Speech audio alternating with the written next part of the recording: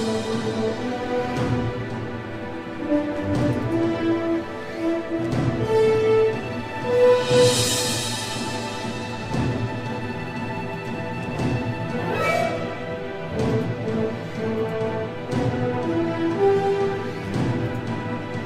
welcome everybody. Be sure to hit the like button. Be sure to hit the subscribe button. I remember in middle school when you felt self-conscious if you were the last one to go through puberty. That really went topsy-turvy, didn't it? Sometimes the Hasbara, it's too much explaining yourself and it's too apologetic. Be sure to hit the notifications bell. I actually do believe Israel won't just bomb countless civilians. Be sure to tweet this out. Be sure to put this up on your Facebook. You have to be kind to people. Being kind is the guys in this mess in the first place. Put this up on your Reddit. Chile is a country. Be sure to cut and paste, a link to this to go into your favorite Facebook chat group. It's good to see so many normal people in here. Now, spanking isn't just my deep, dark personal secret. It's America's deep, dark secret. I've never seen it explained so simply anywhere. Put this on WhatsApp. Put this on Telegram. Put this on your favorite messenger app. Hello and welcome to the Untitled Anarchist Seagull channel. I'm your host, an Untitled Anarchist Seagull called Elise. How's everybody doing, chat? So yesterday we found out that apparently Asmongold, our favorite guy, he seems to have exceeded his slur quota over at Twitch, and so he's suspended for 7 days, and he's very sad. And meanwhile, Tim Pool is only just acknowledging that there's been sort of a civil war amongst the Fash ever since Charlie Merck got kirked.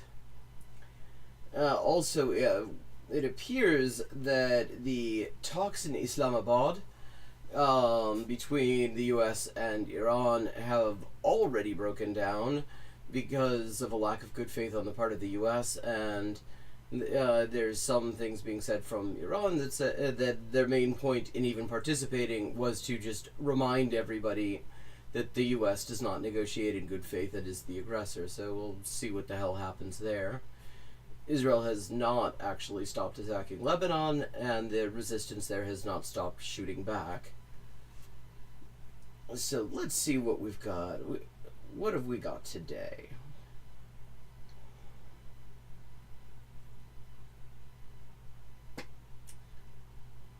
Maybe start out with a little dollop of Pac-Man slop.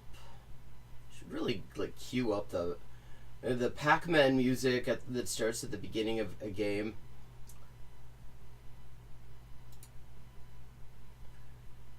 And to play when I look at some of his slop. But okay, we have military calls out Trump's war crimes, which, like, it is just wild when these slopcasters suddenly remember that the concept of war crimes exist. I mean, people who retired brigadier generals had basically nothing to say. Either they said nothing, or they excused or justified or denied it, as the US and Israel just destroyed every fucking school and hospital in Gaza. I've had very little to say about it, as Israel and the US are doing the exact same thing now in southern Lebanon. But they've suddenly discovered war crimes. And so I'm kind of curious how that looks in the case of Pac-Man. Steve Anderson, he's got an idea about what accountability over the atrocities of the Iran war might look like. Okay, so, I mean, there's this International Criminal Court that exists in The Hague. So, one thing that accountability could look like, I guess, would be if the U.S. accepted the jurisdiction of the ICC retroactively and extradited these assholes to The Hague to stand trial. I mean, but let's hear what they're saying. I'm Josh Gay from the Ring of Fire, filling in for David Pacman. You can catch me at youtube.com/Ring the ring of fire 7 days a week. Chad, first of all, how's everybody doing? Second of all, is anyone familiar with this guy? I don't think I've ever seen him before.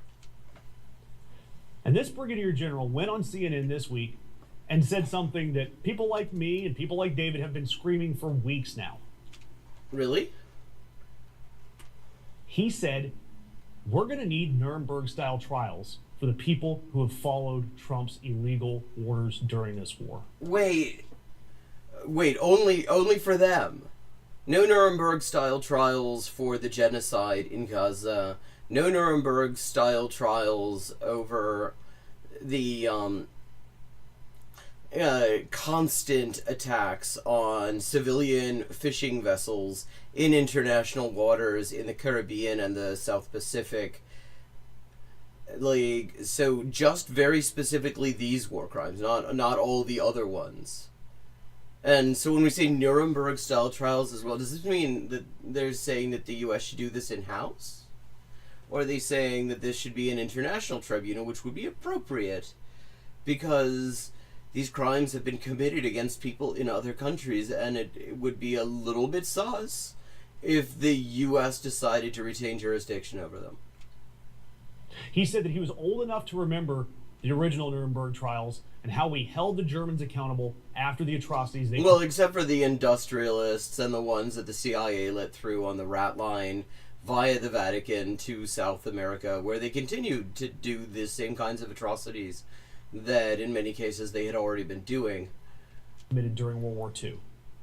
And he says he would hate to think 5 or 10 years from now we might be doing the same thing with American soldiers and leaders. Wait, he would hate to think that. So that doesn't sound like... I mean, that kind of doesn't sound like he was calling it out. Made decisions directed by the President of the United States that are illegal. And this guy's got an impressive resume. I mean, let's also just remember, if we're talking about illegal orders and crimes being committed on the orders of the highest levels of government, that, like, if we're suddenly going to talk rule of law and accountability, then, like, for example, Chelsea Manning and Ed Snowden are due a serious apology, because all they did was expose this kind of illegal activity. And one of them was exiled, and the other one was tortured for several years in a military prison for it. So, like... decades of service. And he is comparing potential American war crimes to the atrocities of World War II. But only very specific ones. I mean, he called Donald Trump what he is. He said he was an absolute terrible commander-in-chief who stuck his fist in the middle of a hornet's nest and doesn't know how to get it out. That... I mean, this is the wildest thing, because they keep on saying that as if it would be hard to get it out. Like, all you have to do is stop engaging in aggression against Iran and find out what their terms are, and then do that. Because it turns out what they're demanding isn't actually... It doesn't even really qualify as a demand, because virtually all of it is stuff that there's a pre-existing obligation to do. Is powerful imagery, and it's accurate. It is what has happened in Iran. And this brigadier general said that Trump... I mean, it's what's happened in Palestine, too. It's what's happened in Gaza. Are we just pretending... Like, we're acting like this is some new thing? Like, we haven't spent the past couple of years watching this sort of atrocity just live streamed on a fucking daily basis, and it is not even really stopped despite there being a so-called ceasefire. We're just gonna pretend that this is totally new. Has not set clear, definable objectives that the military can truly execute. Why? Because the war was a distraction. Well, no, because the whole objective really was to try to reestablish U.S. deterrence, which anyone paying attention is aware is not doing very well. And Iran has long been a thorn in the U.S.'s side, ever since they, once again, regained their independence from the U.S. in 1979. And, the U.S. has been working up to this for a very fucking long time. We're going to act like we're gonna act like this is just Trump's idea. That like nobody else was egging him on. Like Congress, like the supposed opposition hadn't actually done everything possible to avoid stopping this. Apparently, This general said that this was the greatest geopolitical blunder of the United States. I mean, not wrong. Absolutely. I mean, certainly in modern U.S. history That they've ever committed in history. But let's just remember, if we're talking about crimes and accountability, just attacking a country that is not attacking you and is not attacking one of your allies is itself a crime. And he says that he wants to have trials for the people who followed illegal orders. What about the people who gave them? Are they exempt? Because if we're serious about this, then the people that ought to be going on trial are the people who gave the orders in the first place. Not some low-level person, some middle manager who carried them out so much as the people at the very top. Like, if we talk about Nuremberg-style trials, those were not, for the most part, trials of low-level people who were following orders. They were actually almost entirely of high-level people, I mean, who were giving at least as many orders as they were following.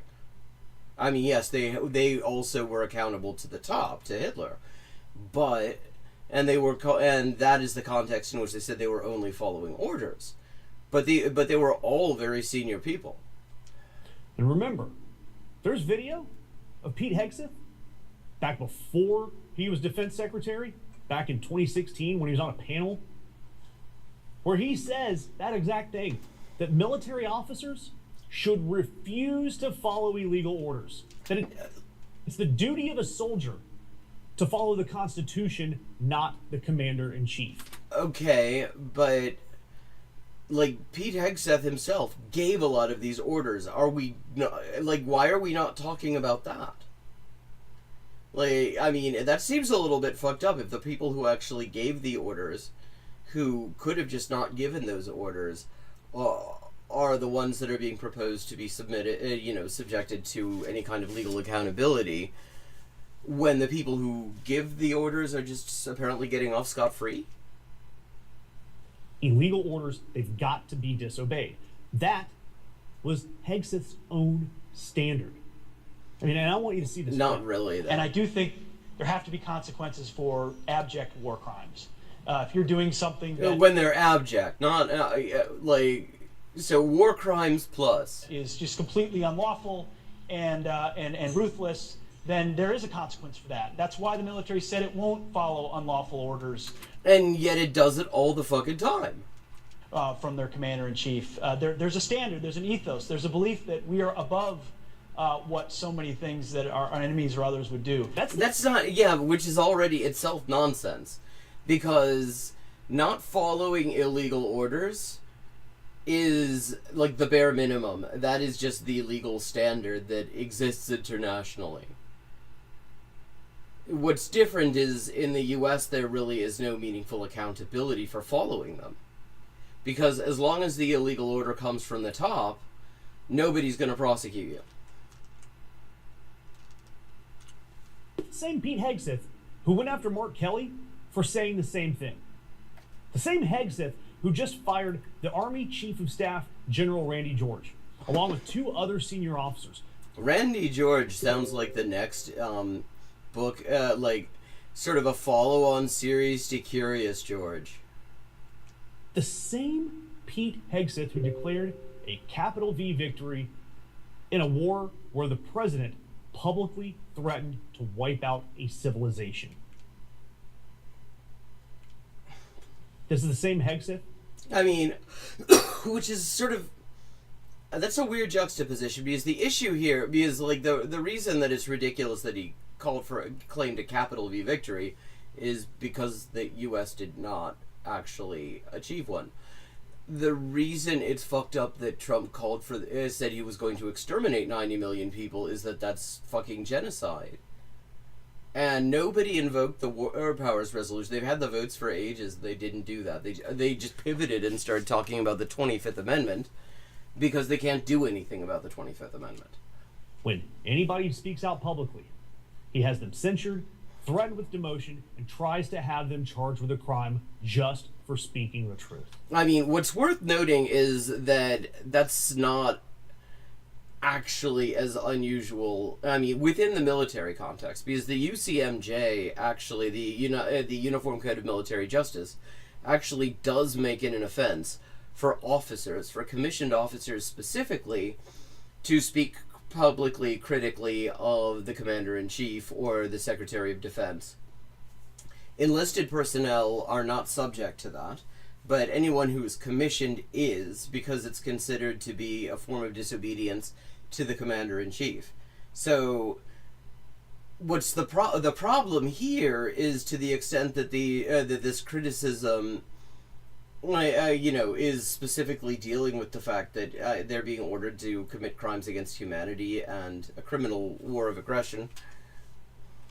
And if you ask legal experts, if you ask military leaders, if you ask people within Trump's own party now, they have said that many of the president's threats during this war, they look a lot like war crimes.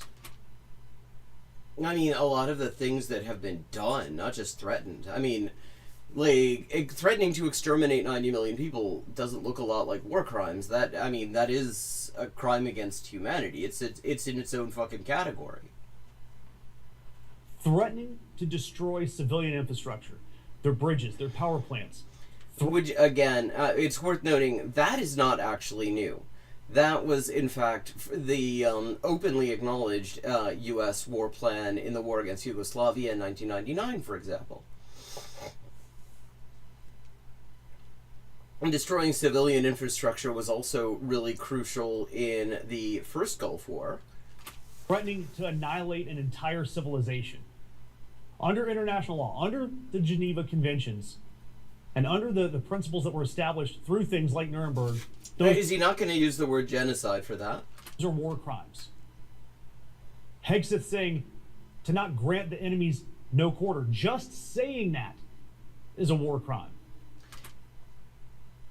Yeah, which is true, but why are we talking only about the people following that order?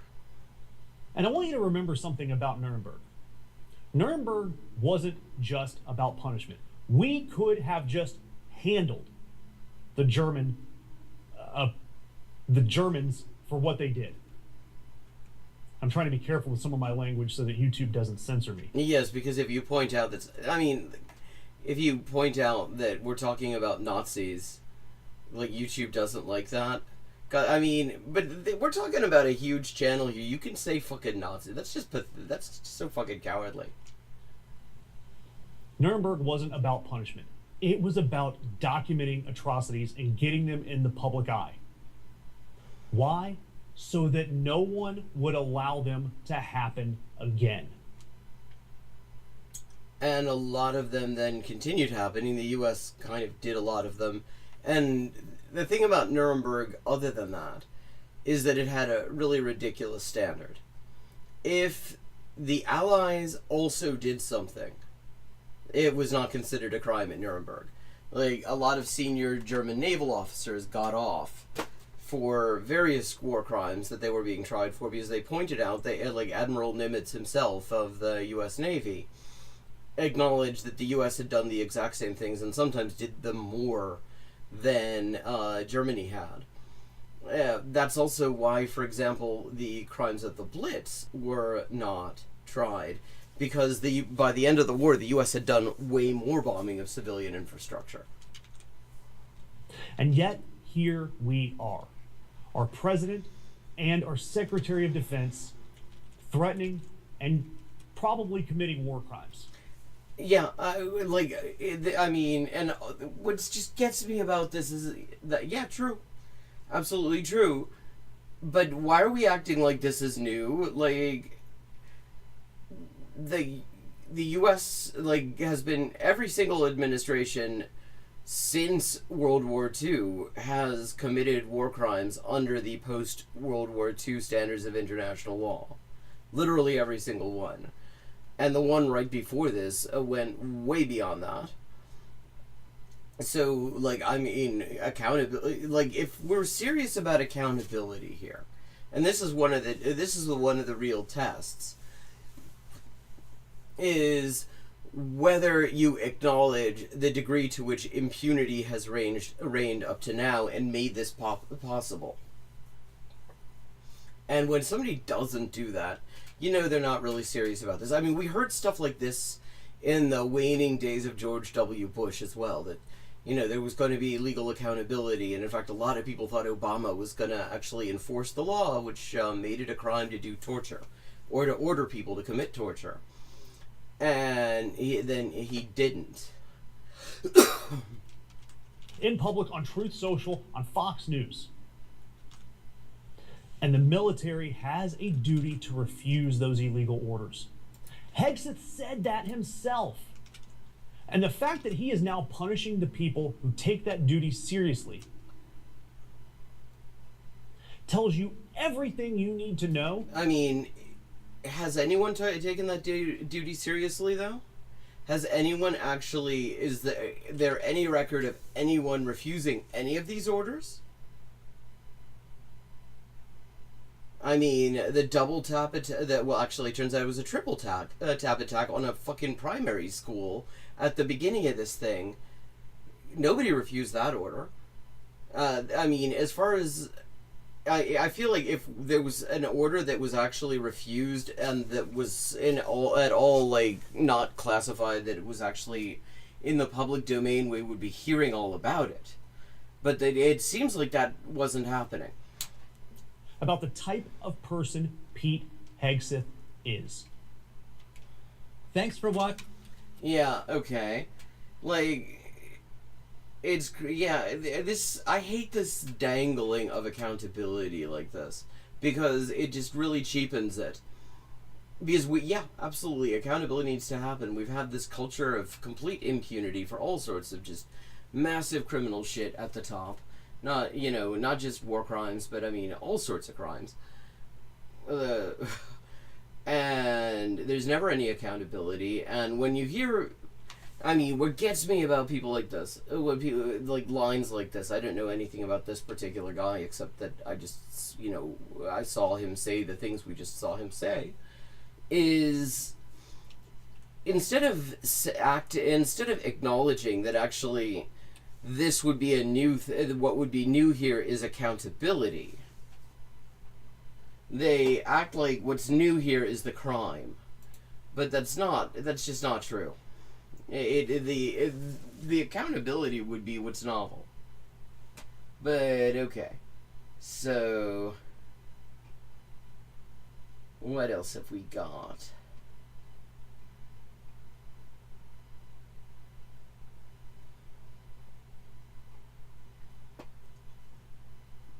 The power of satire. Daniel Ryan Spalding's fabulous videos don't just mock, they de-indoctrinate. And I think that's where we're gonna go next. And I just wanted to mention, since I didn't already mention it, that this stream is also raising funds for the crowdfunded translation project. I am currently on $595 out of my $1,200 fundraising goal for the current project, which is a long-form article from 1969, absolute banger of a piece by Manuel Cabieces, founder of Punto Final, well, co-founder, called Chile, the Ballot or the Bullet. And I'm trying to raise $1,200, and I need another $605 to fulfill that, and I kind of need that fairly urgently to deal with some expenses and stuff. If you are interested in reading the translations, you can find them here. The finished translations are at that link. And if you would like to donate to the project and thus earn my eternal gratitude, you can find that there. Also, signal boosting the project, just letting people know that it's going on who might be interested in it, is always appreciated. So how's everybody doing, chat, as we move over to another channel? This is Apparently, this is what former official spokesman of the Zionist regime, Elon Levy, has been doing ever since he got fired. Last I heard, he was actually suing the Israeli government for back pay. Apparently, a lot of people who are professional genocidal liars got stiffed by the Israeli government. But so apparently he has a fucking YouTube channel, because of course he does. All the worst people do. Let's see but he's brought on the other shitty, unfunny Zionist comedian, Daniel Ryan Spalding, who is also just a really... It's hard for us. Has just very creepy things to say about Jews, who he sort of fetishizes. Us to talk about terrorism and to talk about radical Islam and to talk about radical jihad, but we have to, because it exists in the world. I mean, what is... So what I'm trying to do with my work is to take this information and to give it to the gay community and to give it to the progressive community. And that's clearly working out so well. He's clearly doing this for the progressive community. You can tell, because the only people who will have him on are far right. This is called Israel's State of a Nation, and wow, what a state it's in. A way that's palatable. And liberal people, progressive young people aren't learning about this. They're not learning about shitty propaganda slop? I think they probably are. And unfortunately, this conversation has only been talked about really on Fox News. Wow, I mean, so that suggests that it is obviously a very progressive thing to be talking about, scaremongering about Arabs and Muslims. And in right-wing circles, like Republicans in America, things are very polarized in America. And how does that feel for you to suddenly find yourself on the side of Fox News and right-wing discourse in America? Yeah, well, right, not just in the U.S., that's everywhere. Yeah, how does it feel to be allying yourself with people who, openly just want to fucking kill you? Well, I'm not on that side, but... maybe you kind of are. If you find yourself at a table with 10 Nazis and you sit down at that table and stay there when you notice who's there, maybe it's that there's 11 Nazis at the table. Have the information that we need. Wow, the far right has the information that we need. That is a very good sign here. And welcome to this special Pride Month special edition of... Oh god, the Pride Month special. It says everything that fucking Daniel Ryan Spalding is the best they can get for Pride Month. That is, to my mind, that is actually a really good thing. Because it means that there's nobody queer who anyone gives a fuck about who would want to go on to this fucking ghoul's YouTube show. State of the Nation. I'm Elon Levy. As a power Jew, it's my... Oh, fuck off. ...job to help people understand... Well, why is this a power Jew thing? That sounds like you're just, pulling the bus stop. How to fight for Israel and the Jewish people. How to support the fight against the Hamas death cult and for the Zionist death cult. Making the case that Israel... Wait, for the hostage... When was this made? Now I gotta know, because... A year ago. Okay, so this is a year ago. A year ago, they...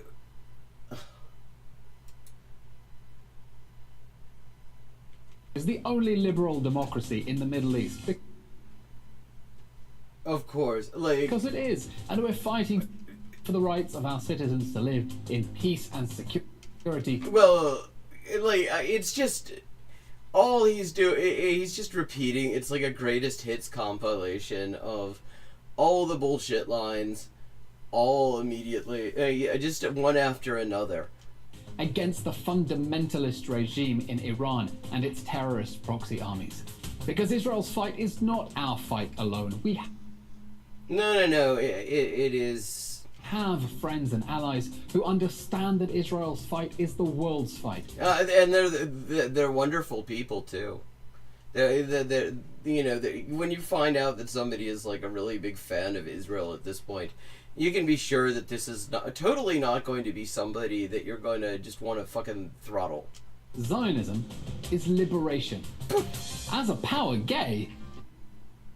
What the fuck is this? What the hell is that supposed to be? Comedian Daniel Ryan Spalding is an... Oh, he's a I thought he was saying he's a power gay. Which would not make him very popular in the entity, because actually the Zionist entity is not a very gay-friendly place. An ally fighting that same fight across the queer world, because he came to Israel for the parties and somehow found himself fighting for Western civilization. Oh, I mean, all the best people are fighting for Western civilization too. I mean, nothing fashy about that. After 10/7, his videos went viral with his excoriating, withering put-downs. His excoriating... Like, I mean, remember, this guy's meant to be a comedian, and interesting that he did not actually say jokes. But there's a reason for that, though. It's because Daniel Ryan Spalding does not have jokes. Of those celebrating Hamas's atrocities, trying to make liberals around the world understand that if you support liberation and equality against violence and oppression, then obviously you need to be on the side of the people who like to bomb hospitals. Israel's fight is your fight.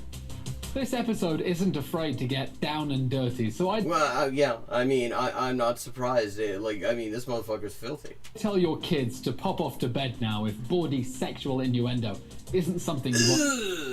Yeah, no, I don't need to hear, like, fucking genocidal Zionist sexual innuendo from, like, a spokesperson, like, fucking talking head for a regime that... that operates fucking rape camps. I'm listening to just yet. Welcome to State of It. God, this is okay. I may not actually stay on this for long, because that just sounds like all the worst things at once. Breaking news out of Israel this morning. Shocking hostage. Hundreds of Israelis are dead. I want to break. Okay, so they just kind of repeat. An Israeli government spokesman. What happens when... amazing. He actually leads with the fact that he's a spokesman for the Israeli government during some of the absolute worst shit. Actually, yeah. How do you resolve this? Where does this go? And welcome back to Israel. Thank you for having me. You enjoyed the Viv so much, is what you call Tel Aviv? I'm all about the Viv. The Viv. And Jerusalem, what are we calling that now? Jeruz. And you were in Haifa. Wow. See, apparently he's decided that, like, the gay cred comes from just shortening things. As well, what do we call it? What was the Haif like? It was... The Haif? Like, okay. Something else. In a good way or a bad way? Well, I mean, hopefully he got to see it as intended with, like, I mean, this is from a year ago, so, like, with a Yemeni missile hitting it. But I love Israel. It's Yeah. diverse, it's interesting, it's a fantastic country. Because this isn't your first time here. You've been here how many times? I lived in Berlin for a number of years, and I became friends. That is such a the fucking unreformed like sort of re-cosmeticized Nazi descendant to bitter, like, vicious Zionist pipeline is real. I was with Israelis there, and I started visiting Israel in 2020. So the past 4 or 5 years, I've been visiting. And what brings you to Israel this time? This time I'm here. Like, I mean, what gets me about this is that means that he was coming with eyes wide open, because that is in a time when information about what the regime was doing to people was extremely well established, actually. Like, I mean, you could look at the major human rights organizations. It was, there was all sorts of stuff. This is not somebody who began their relationship with this regime at a time when you could at all be forgiven for being naive about it. Here doing shows. I'm here, supporting the gay community, and why do they need support? Is there somebody in this wonderful country that is not treating them well? Like maybe the fucking government that he letting people see the truth of the country, and I want to be interviewing people and talking with people and showing people how wonderful it is here and what amazing people are here. And you've been getting an amazing reception. Yeah, I mean, really fascinating people. I mean, every time you actually like all the Vox Pops, they're just like incredible people who are absolutely frightening, and it's actually, I mean, on a certain level you can kind of almost sort of backdoor your way into a form of Zionism, in the sense that when you listen to these motherfuckers talk about just how genocidal they are, the idea of having them in one place far away from everyone else is not the worst idea. From Israeli audiences, and I know that because you were very kind to invite me to your show last time you were in Israel. I mean, the sexual innuendo and the jokes you did while pointing at me in the front row were a little bit embarrassing. Yeah. He's capable of embarrassment? I didn't know that. No wonder he got fired as an IDF spokesperson. But you're getting this rock star reception from Israeli audiences, not only because you're a top-class comedic talent. Because you're not. But also because since the beginning of this war, you've really been sticking your neck out in non-Jewish spaces, in queer spaces, in hostile spaces to Israel, making the case for Israel. And you really came on my radar in the early days of the war with some very spunky videos. I want to just watch a couple of them when I first noticed, Oh, great, we're going to get to see his comedy. Because he's very funny, apparently, like Michael Rappaport is. Who is this guy who is suddenly speaking up for Israel while we're under attack? And who's paying him? I think it's a little ironic that the people who seem to be defending Hamas online are also the ones they'd be most likely to kill. Oh, no, I'm sure the Islamic terrorists would love you, queer intellectual. Well, okay, first of all, what's happening with his pinprick pupils just then? But, so the idea is that anyone who opposes the genocide is just automatically, standing up for Hamas. That's just chef's kiss. This isn't even original propaganda. This guy is supposedly a comedian and all he does is just other people's fucking material. Feminist. We're freedom fighters. They're fighting for their land and I'm fighting for my right to purple hair. Wait, I mean, this is, I mean, he stole this entire thing from a very racist Israeli comedy show called Eretz Nachederet. This whole thing, not the exact lines, but the whole theme of it, all he's done is paraphrase it. Purple hair and fucking everything, wow. What the? It's like a girl in a really toxic relationship. I know you don't like him because he kidnaps and murders people. Wait till you hear. I wonder if there's a regime that does a lot of that you might possibly yourself be speaking very highly of. But trust me, when I'm alone with him, he is such a sweetheart. I'm sorry, if your reaction to people being slaughtered, beheaded, and burned alive isn't... your reaction to it is to fucking defend it. Your reaction is to make these weird-ass pinprick people, fucking TikTok videos. Complete and utter disgust and horror. If your reaction is, yeah, but I mean, why? See it? Look, we're looking at his reaction. From their perspective, you need to get your fucking head checked, okay? I'm sure Jeffrey Dahmer had a rough childhood. That doesn't... literally, if you did not have the beginning of this, you could make this a critique of like pro-Israel propagandists. I mean, I empathize with him. Well, even Elon Levy here is just fake laughing. If you want a free Palestine from Hamas. Oh wow, that's so original. I wonder where he heard that one. I mean, these are just fucking bars he's spitting. This was a wonderful clip on 10th of October, and you could tell it really came from the heart. I mean... Yeah, I mean, recycled racism, recycled propaganda. He is a very eco-friendly racist.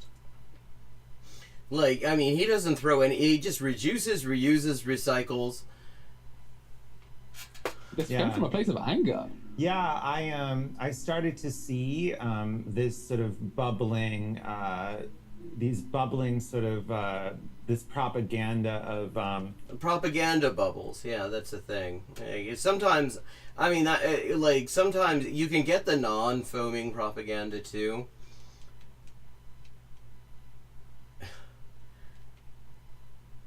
Well, what I meant is that he's recycling every single line of that was actually taken from somebody else's bullshit. Like, even this thing about the purple hair and everything. Like, literally there was a clip that came out within, like, days, at exactly around the same time as he was saying this shit. And it was all about, like, how like supporters of Palestinian rights are all queers with purple hair, and how strange that is, and why they absolutely shouldn't be supporting Palestinian rights if they're queer. Like, this is just the most low effort bullshit ever. No wonder he has to go to occupied Jaffa to get gigs. Like, who else is gonna watch this? I would love to see him do. I would love to see him do a set. Like, literally anywhere else with this. Like, well, Germany, he could manage it. Well, what about the context? You have to put it into historical context. It's more of an uprising. Well, I mean, it literally is an uprising.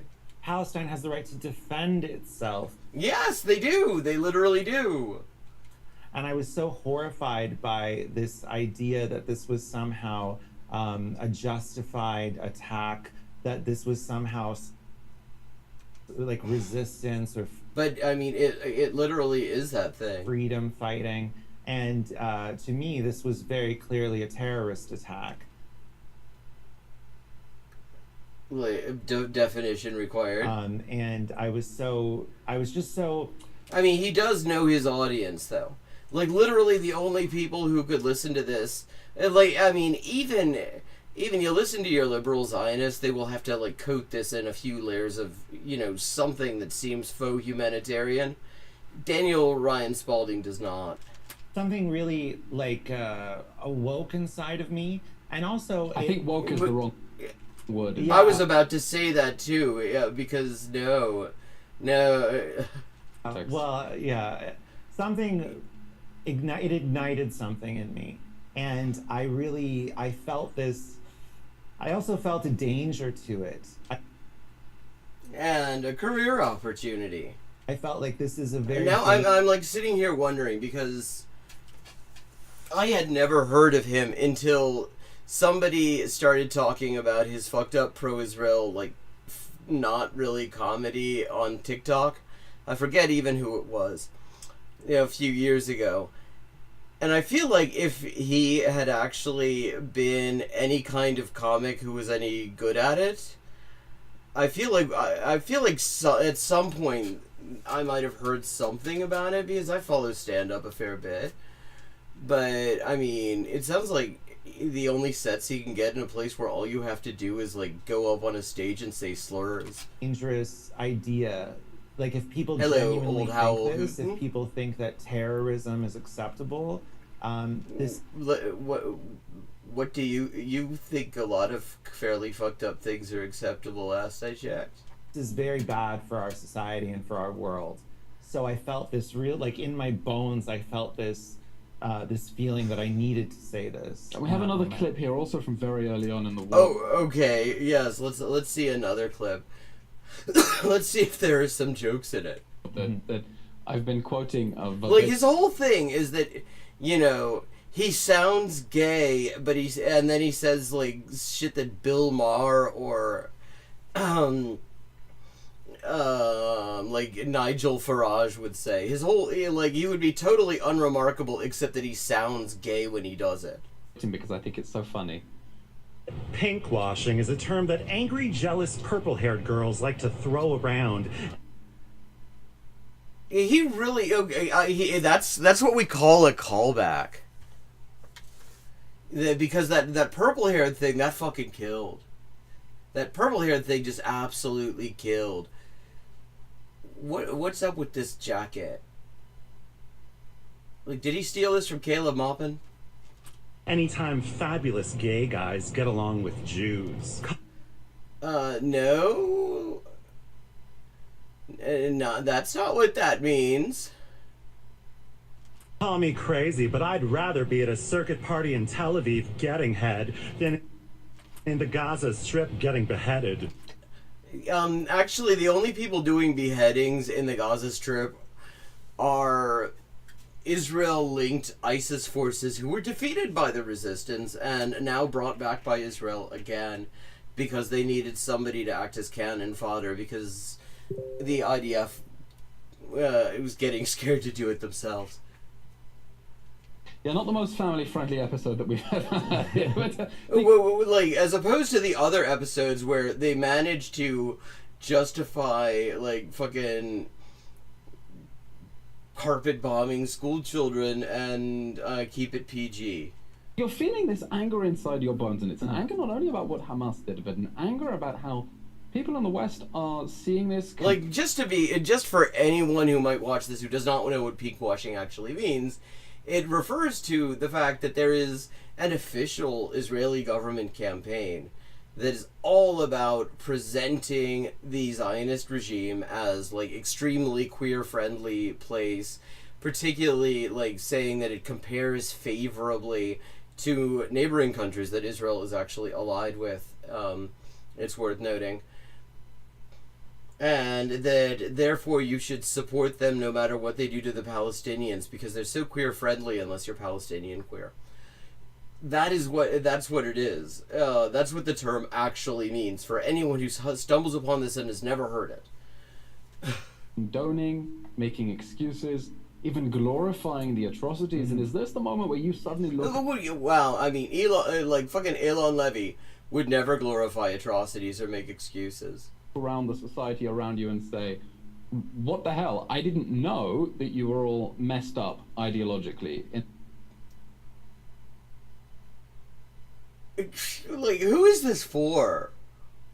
Who is watching this and thinking, oh yeah, wow, the people who are against the genocide are messed up ideologically. It must have been a real shock for Daniel Ryan Spalding, Jew fetishizer. In this way, did the reaction to October 7th come as a surprise to you?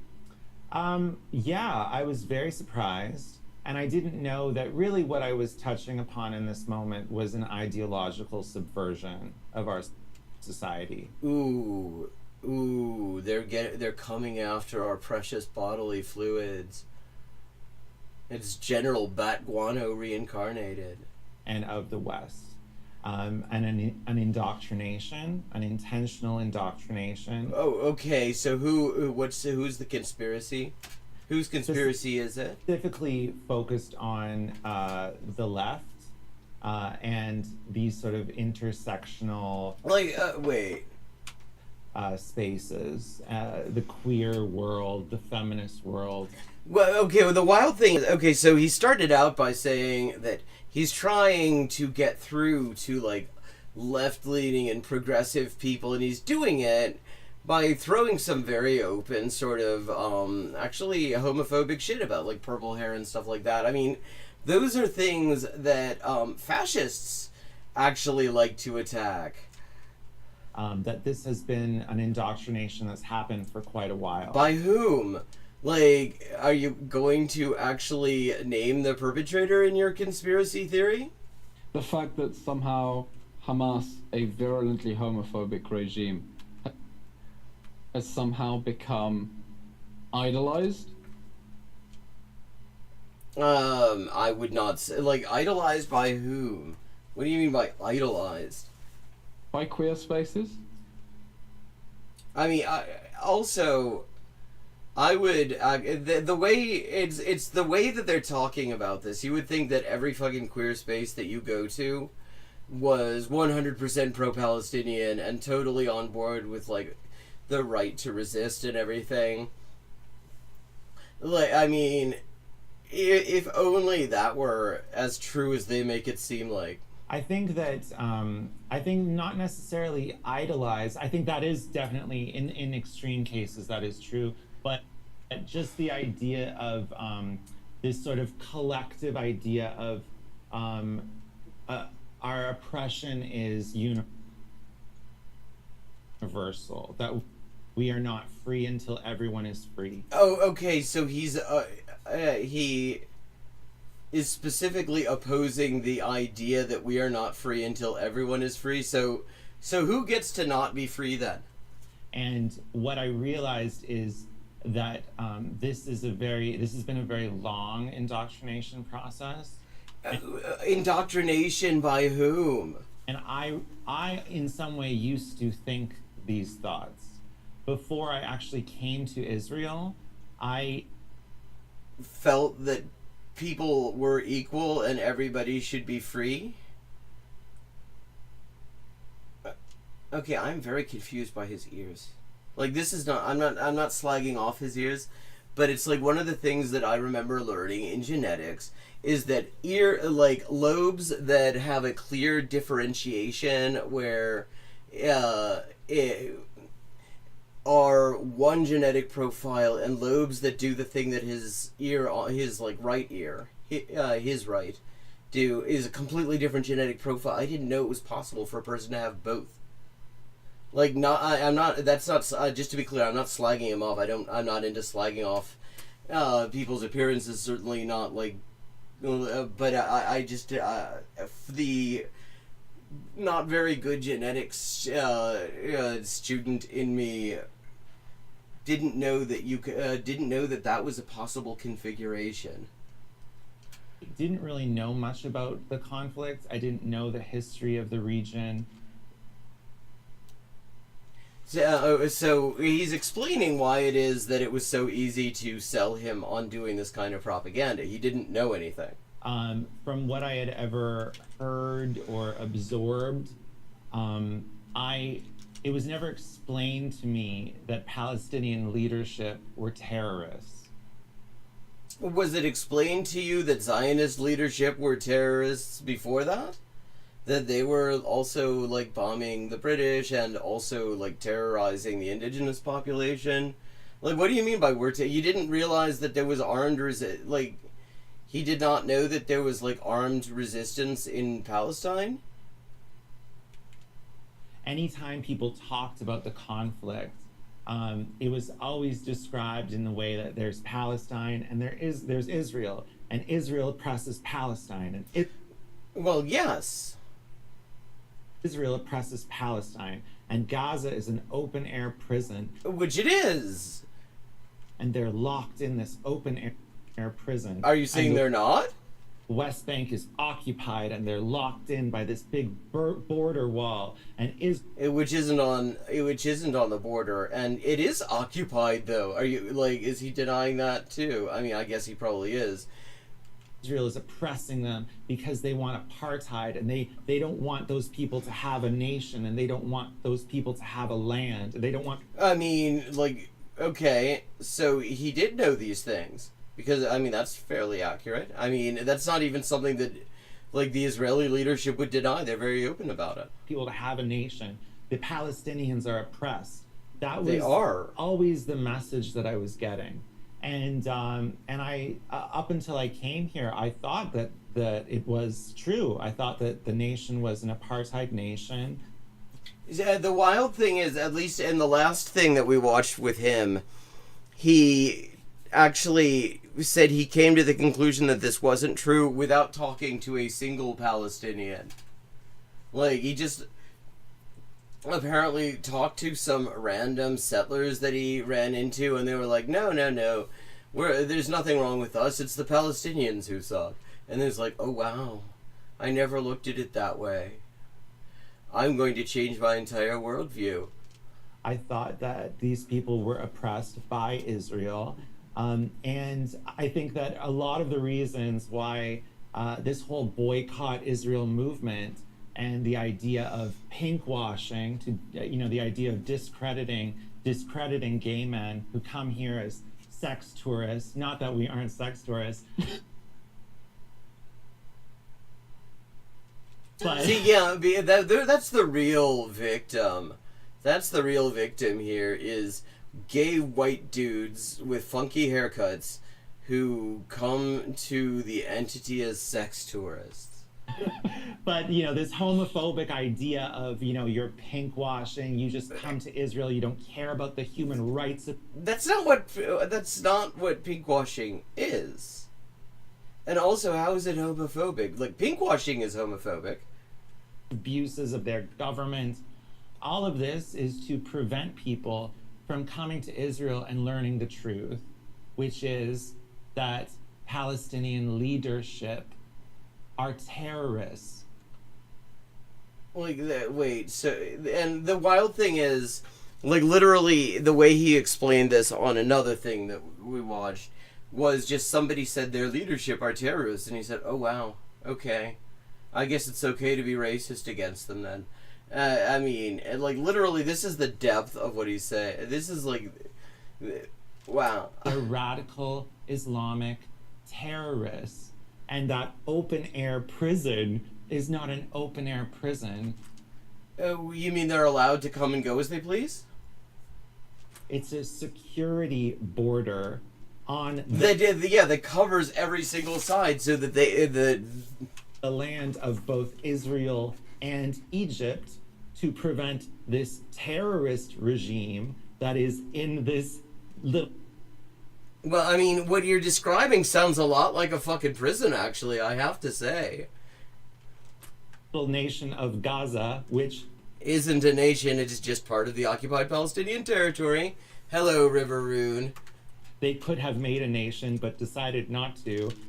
I wonder if anyone got in the way of that. Keep those terrorists from coming in and killing everyone. Like, it's like he has never engaged with any... I mean, the way he talks about this, you would think that all he's ever heard was just fucking Israeli talking points. That's the open-air prison. Wait, so you're saying that the open-air prison... It's not an open-air prison. It is a security border that is meant to keep everybody living in there stuck inside of it so that they can't get out. That I wonder if we have a word for a big militarized perimeter that you can't that is designed to keep people inside.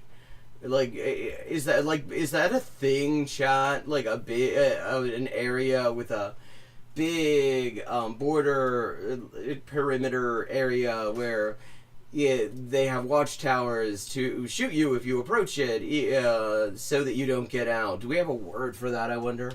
It's a security border between Israel and Egypt.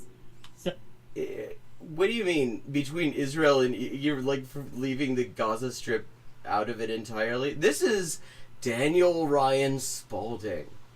He is an alleged comedian. His big thing is... See, he does, like, Israeli talking points, but he says them in a very gay-sounding voice, and calls that comedy. And the guy on the right is Elon Levy, former Israeli government spokesperson. He got fired. He's currently suing the Israeli government because he was, like, even after he got fired, he was getting paid to do propaganda for them. And apparently they stiffed him. They stiffed a whole bunch of people. There's a big class action suit against the entity for not paying the people whose job is to lie for them. So that's who these jabronis are. Oh, and the occupation in the West Bank is because of all the terrorism there. Well, I wonder if maybe the terrorism there is something to do with the occupation in the West Bank. Like, maybe if they didn't occupy the West Bank, there would be no need to resist the occupation of the West Bank. And it's an occupation that they agreed to. When? And the reason they haven't been able to move past that is because of the terrorism there. Wow, like, he just... He's so great what he's done here. I mean, it's like such a masterwork. You can see why this guy is such a sought-after comedian. Because what he's doing is he just uses the word terrorism over and over and over again until you just sort of fall asleep. Because their leadership are terrorists. But this leadership apparently agreed to be occupied, you just said?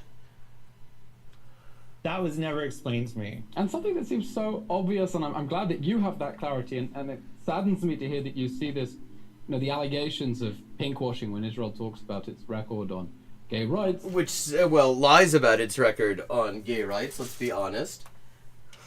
As an attempt to, cover up nefarious human rights abuses. I can't think of any better example of pinkwashing than what groups like Queers for Palestine do by covering up the Hamas homophobic regime. Wait, that's not... What? And covering up its own abuses as a way to continue waging a political war against Israel. We have a clip that went viral a while ago. I will never for the life of me understand how Hamas became a drag icon. Wait, when Hamas became a drag icon? Yeah, like a really, I mean, he is really sort of, it's more like scrape me off the bottom of the barrel more than pick me. Because I don't think anyone would have picked him if they could find anyone else. Because the thing about him is, it's like, right-wing comedians, they just don't have jokes, they just say racisms. And that's what he does, except he sounds really gay when he does it. And occasionally talks about sucking dick. And so, that's literally, that's his whole thing. You have just a confluence of some very weird trends going on in America. Okay, so apparently Hamas is a drag icon.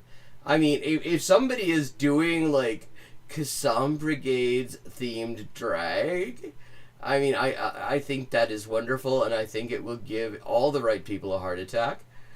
Of a drag queen story hour, as the drag queen in this, I think it's public library in America, is teaching children how to chant Free Palestine. That's what. Wait, so when does Hamas come into this? Today what we're going to do is we're going to shout Free Palestine. Can I hear that? Free Palestine! So, okay. If you're a drag queen and you know it, shout Free Palestine! Okay, still not seeing anything to do with Hamas. Maybe he's going to say, La Baika ya Abu Ubaida or something like that? I mean, when's Hamas comes into this? If you're a drag queen and you know it and you really want to show it, you're a drag queen and you shout Free Palestine! Excellent! Okay, maybe I fell asleep in the 19th century. Yeah. I mean, when he talks about his views on race science, you could think that he probably did. Help me understand. What is going on here? Well, what's going on here is that it's a family-friendly, queer-friendly event supporting Palestinian liberation. We get to this situation where instead of gay people and queer people opposing the Palestinians' terrorist leadership, wait, so where did anyone say anything about the Palestinians' terrorist leadership? We have them taking the even accepting that nonsense side of this terrorist group against the most liberal country in the Middle East. Wait, I didn't hear. Is he saying all of Palestine is a terrorist group now?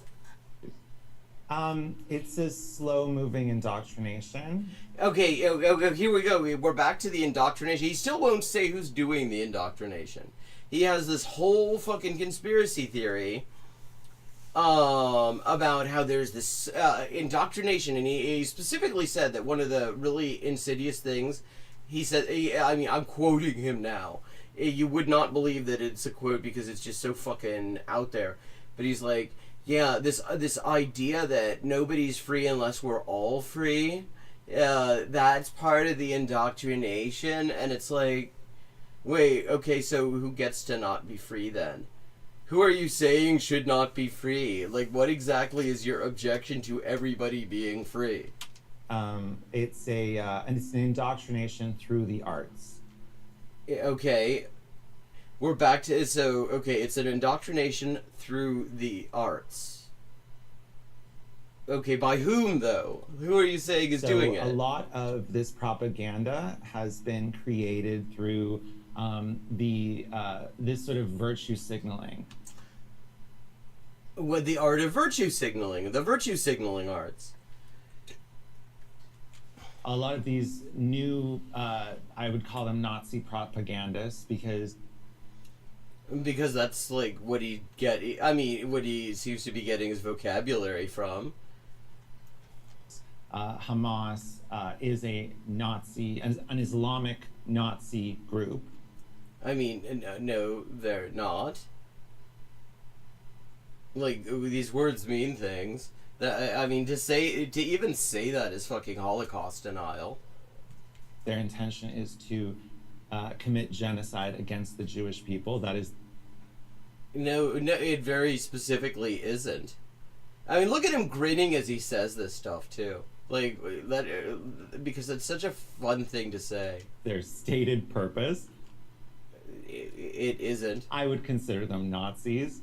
The PFLP was funded by Nazis. No, it wasn't. I mean, it literally wasn't, and also, I mean, contrary to what he was saying earlier, I was going to say, because he kept on saying that the Palestinians, it's all radical Islamic terrorists. And it's like, well, the PFLP not only are secular, I mean, they're Marxist-Leninists, but also their membership is overwhelmingly Christian. Francois Giraud,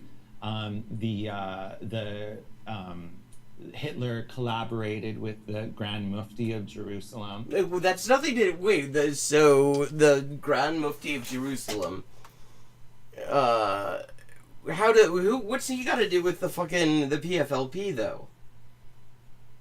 I mean, let's just leaving aside the fact that actually the Grand Mufti thing is such bullshit. Like, first of all, the Palestinians did not vote for al-Husseini to become their Grand Mufti. The British imposed him, specifically because the British wanted this to be some sort of racist sectarian conflict rather than being a conflict against colonialism, just like they did in Ireland, where everything they did was to make this as much about Protestants versus Catholics as possible, so that it wouldn't be about people versus colonization and exploitation. But leaving that, and leaving the fact that even Israel did not claim that the Mufti had really done anything, he lives to the extent that he lived out the rest of his days quite openly and publicly just across the border in Lebanon, and at the same time as Israel actually was moving heaven and earth to get their hands on Adolf Eichmann. They took no interest in the Mufti. This is a later thing, and it is absolutely Holocaust revisionism, the amount of weight. But what the fuck does the Mufti have to do with the PFLP, the Popular Front for the Liberation of Palestine? Like, how are we, like, other than that he was also Palestinian, like, the way people like this, and this is a very popular thing in Germany too, they get obsessed with the Mufti because, again, the Mufti narrative is all about exonerating Germany for the Holocaust. It is all about saying that it was actually the Mufti's fault. Seriously. That is why it is popular in Germany. But, popular amongst, like, shitty Zionist assholes in Germany. I should be clear. It isn't like it's hugely popular in the country as a whole, where Israel is not actually all that popular. But, okay, so leaving all that, literally no Palestinian resistance group it like invokes the name of Imam al-Husseini. Everybody instead, their like point of reference is Izzeddin al-Qassam, who actually rebelled against the British in the 1930s at the same time as the Mufti was collaborating. So, like, what the fuck is this guy talking about? Interestingly enough, his granddaughter, I believe it's his granddaughter. Oh, okay, so we don't even know whether they're related. Sarah Saleh is one of these spoken word Palestinian poets.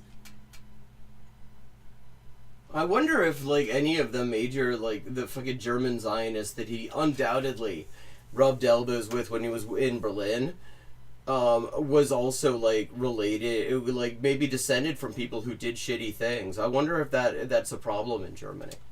And she has the poetry of her generation, and she talks. You know, like, okay, let's remember, he's not even sure whether they're related. She's just, so he hasn't bothered to check this, apparently. Okay, I'm going to Sarah Saleh.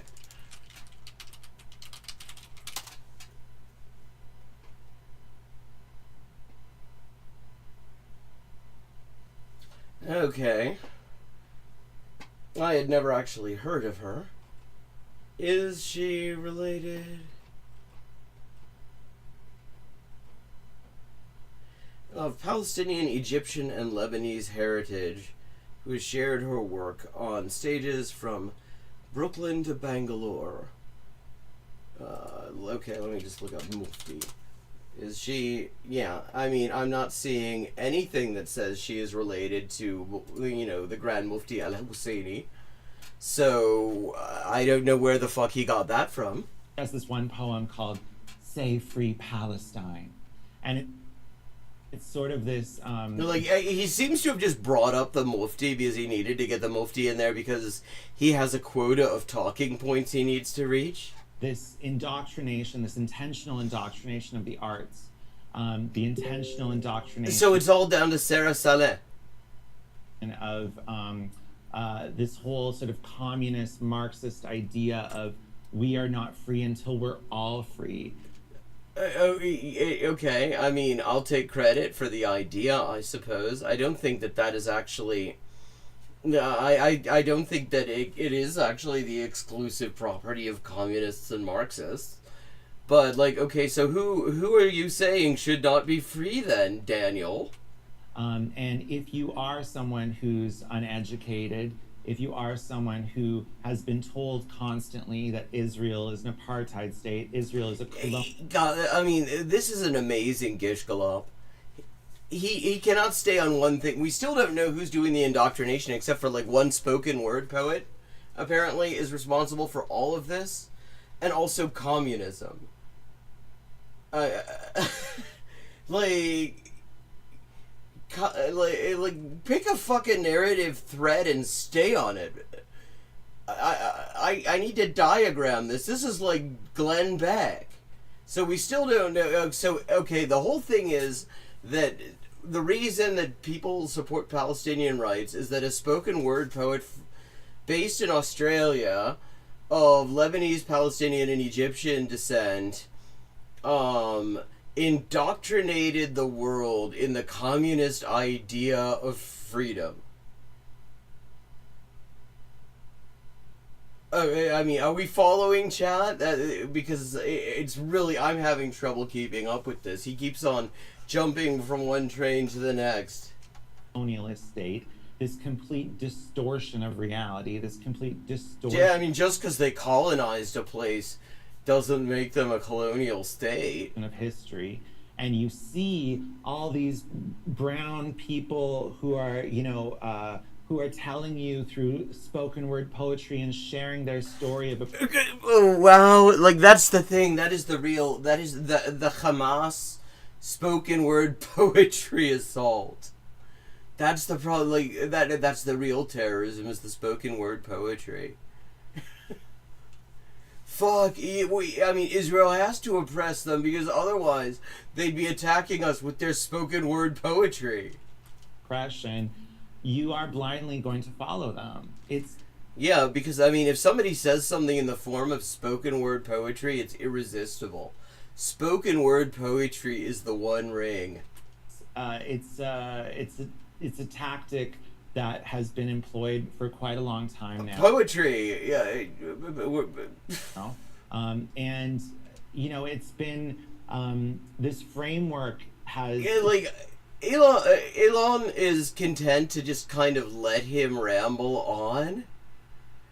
But I mean, because I guess you don't really, I mean, if you're a propagandist for Israel, as Levy is, I guess you don't want to actually follow up on anything like where he's saying that it's a fucked up idea that everybody should be free. There's been this whole framework, especially with all the propaganda from other spoken word poets, no doubt. You know, these Qatari news agencies like Al Jazeera, all of this propaganda flowing in from social media. People have a completely different perception of Israel. And yeah, I mean, it's weird how people have this idea of Israel that's based on what they see Israel doing, rather than what they see Daniel Ryan Spalding telling people Israel is doing. Conflict than what the reality. Did he go to the fucking barber and say, "Give me the Liam Neeson," incidentally? Yes. Your voice, one voice among many, but I'm wondering how Israel can begin to fight back against the fact that... Well, I mean, obviously what they really need to do is attack the communist idea that everybody should be free. And maybe Israel should unleash some bad spoken word poets. Well, I guess, like, I mean, he calls himself a comedian, but Daniel Ryan Spalding, he doesn't really do comedy because that involves jokes. He doesn't have jokes. So I guess you could say he is doing racist spoken word poetry. The fact that being anti-Israel has become part of the bundle of progressive causes. If you're pro-climate justice and you're against police brutality and you want racial equality, then then you have to be consistent. So maybe actually, ideological and moral consistency. The real communism was the ideological and moral consistency we picked up along the way. And you support LGBT rights. Being anti-Israel falls in that same basket. How does Israel begin to disentangle it and say, actually, being on the side of Israel is being on the same side as those fighting for LGBT equality? Right. Oh, it's funny. He does not actually try to make the argument that being on the side of Israel is the same thing as being on the side of like people opposing police brutality, because even he knows that would be he could not say that with a straight face. Clearly, you need to invest a lot in bringing people to Israel, and also just on the and making sure that they never talk to Palestinians with their spoken word poetry. Information war. There was not enough done to combat this misinformation over like what the past 10 years. While this is happening outside the context of an actual war. What I have to say, I actually kind of love this for them, because if they're listening to this guy for advice on propaganda, they are really hard up, because he clearly does not. I mean, it seems like he has absolutely no idea of the sort of arguments that he is supposed to be countering. He just sort of repeats the same things over and over again, and mostly it's just a big long ramble. Like, I did not realize how incoherent he was, because the last interviewer I saw him with was actually much better at her job of making sure that keeping somebody on task, and so he wasn't sitting here going, well, it's about the indoctrination and the spoken word poetry that's made people think that and we're not free until everybody's free, which is communism. So we need to do that, and we need to send them to Israel, but that we shouldn't show them the people we don't want to be free, because they shouldn't be free. And it's like, what? because now. And I mean, doesn't- and he leans so much. It's interesting because if you actually listen to him on the JNS News interview, he was not, he actually was like downplaying the sort of gay accent. I think because he knew that that was going to be very specifically an audience of like people who just openly are big fans of fucking conversion therapy and shit, because that is just like hardline, like right-wing Republican assholes who also like Likud. And here he's been specifically told to sort of camp it up a bit, because they were not showing clips of him talking about sucking dick in Tel Aviv on that other channel. Matter. Truth is subjective. People live in echo chambers, and no one. We live in this sort of. The wild thing, it turns out, I mean, there's this article of faith that people online are in echo chambers, but it turns out like there have been studies done on this, and it turns out people who are online and interact with a lot of people online on social media are more likely to encounter opposing views and have to engage with them than people who don't. So, like, the echo chamber thing is just nonsense. I mean, that's a bigger challenge than however much money Israel wants to throw at the information war. We're never going to well, like, or at paying Elon Levy's bills. change the fact that we live in a world where people live in echo chambers and truth doesn't matter anymore.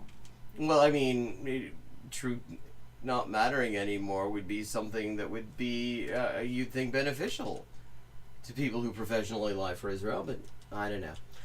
But it is time to wrap up. Oh, wow. Like, somebody, just for the very end of my stream, a link spammer shows up. Bye-bye, link spammer. Fuck off. And let me just say, if you enjoy the stream, let me just tell you about another project I'm working on, which is the crowdfunded translation project, where I translate texts of public interest that have fallen through the cracks and that no one individual client is willing to pay for. So I crowdfund it, and then I make the resultant translation publicly available.